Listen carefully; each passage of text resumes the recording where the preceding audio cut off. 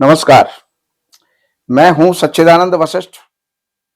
और सज्जनों, आप लोग जो रत्न पहनते हैं वो कुंडली के लग्न के आधार पर रत्न पहना जाता है।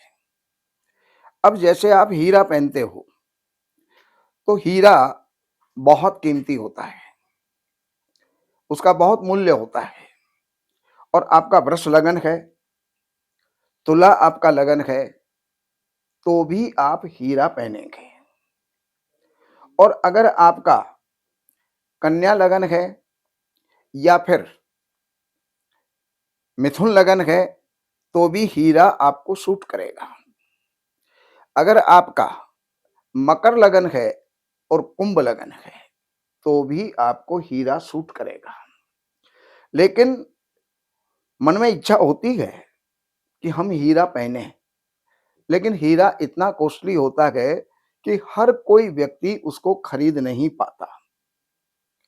और हीरा करता क्या है, हमारी कुंडली के अंदर शुक्र अगर वीक है तो उसको पावर देता है। और शुक्र से संबंधित जितने सुख हैं वो हमें दिलवाता है। जैसे वैभव है, ऐश्वर्य है, पत्नी का सुख है, सांसारिक भोगों का सुख है, ये सब हीरा हमें दिलवाता है।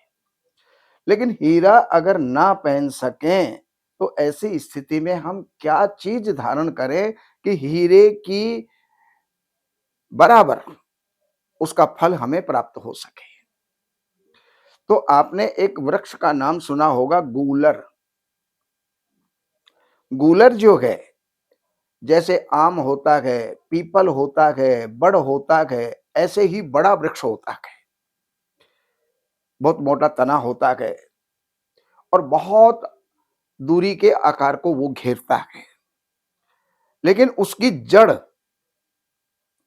आप जो है निकाल करके और किसी भी ताबीज में या वैसे ही धागे के अंदर अगर आपने धारण कर ली तो जो हीरे का फल है वो आपको गूलर की जड़ से ही प्राप्त हो जाएगा।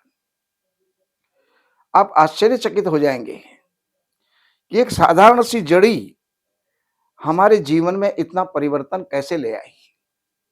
लेकिन वो तभी है जब आप उसको धारण करेंगे, जब उसका अनुभव करेंगे, जब उसका प्रयोग करेंगे। और प्रयोग करके और फिर उसका आप लाभ लीजिएगा।